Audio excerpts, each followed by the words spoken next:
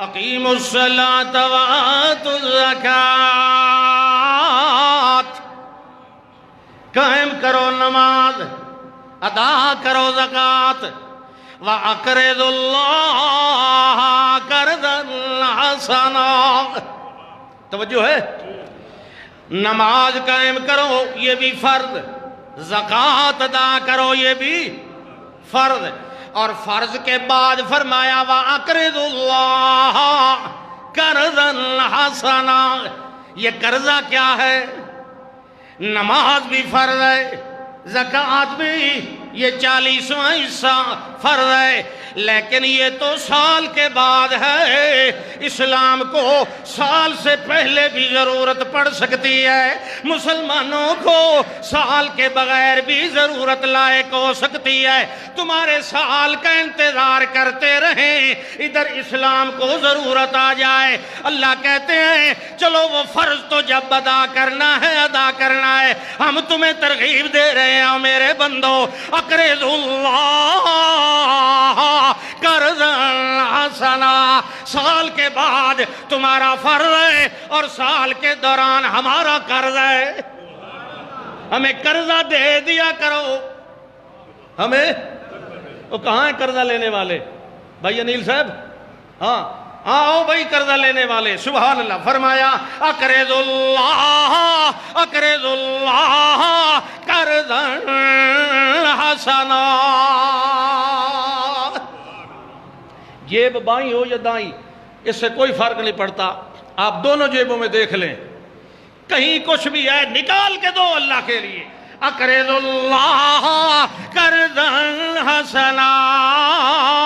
فرمایا وما تقدموا لانفسکم من خیر، اور جو تم آگے بھیجو گے من خیر، ایک ذرہ برابر بھی اپنا مال، ضروری نہیں کہ 5,000 کا نوٹ ہو، 100 کا بھی چل سکتا ہے اللہ کے دربار میں، اور وہ تو 10 کا بھی لے لیتا ہے۔ سبحان اللہ۔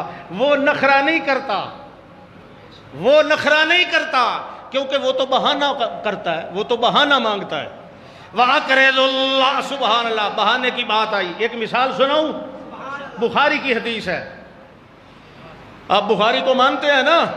میں بھی مانتا ہوں، خواہ مخواہ الزام لگا ہوا ہے کہ بخاری کو نہیں مانتے، ہم بخاری کو مانتے ہیں۔ وہ بکواس کرتا ہے جو کہتا ہے یہ بخاری کو نہیں مانتے، ہم کہتے ہیں امام بخاری رحمت اللہ تعالی علیہ، آپ بھی کہہ دیں سبحان اللہ۔ ایک مہمان آیا کاشانہ نبوت پہ، احباب کی محفل ہے، جس طرح آپ تشریف فرما ہیں اسی طرح صحابہ کرام بھی آپ کی محفل میں بیٹھا کرتے تھے۔ آپ تو صرف جمعے کو تشریف لاتے ہیں، وہ ہمیشہ بیٹھا کرتے تھے، مسئلے سنتے تھے، دین سیکھتے تھے۔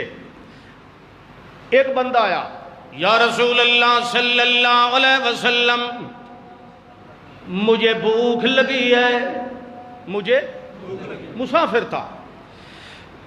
آپ نے سب سے پہلے کیا کیا؟ بعث الی نسائہ، آپ نے گھر میں بھیجا ایک غلام بچہ حضرت انس کہ جا کے پوچھ کے آؤ کہ گھر میں کوئی شے کھانے کی ہے کہ نہیں۔ وہ سارے گھروں میں پھر کے آیا اور کہنے لگا فَقُلْنَا مَا مَعَنَا إِلَّا الْمَاء، ہمارے گھر میں سوا پانی کے اور۔ آپ نے فرمایا ہاں بھائی حاضرین میں سے من یضیف ھذا، اس بندے کو کون مہمان بنائے گا؟ فقام رجل من الانصار، ایک انصاری صحابی کھڑے ہو گئے، وہ کہنے لگے انا یا رسول اللہ، اے اللہ کے پاک پیغمبر صلی اللہ علیہ وسلم، میں اس مہمان کو لے جاتا ہوں۔ جب وہ لے کے گیا اپنی بیوی کو کہنے لگا اکرمی ضیف رسول اللہ، یہ اللہ کے پاک پیغمبر کا مہمان ہے، اس کا اکرام کرنا ہے، کھانا دینا ہے۔ وہ کہنے لگی ما معنا الا قوت صبیاننا، ہمارے پاس تو صرف بچوں کا کھانا پڑا ہے اور کچھ نہیں ہے۔ وہ صحابی کہنے لگے کوئی بات نہیں،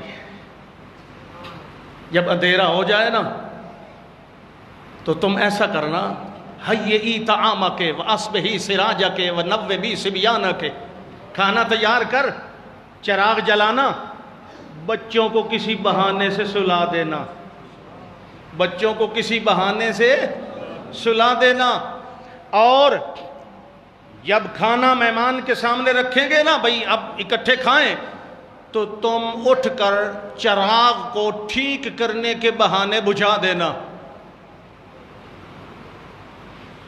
اس نے کیا کیا؟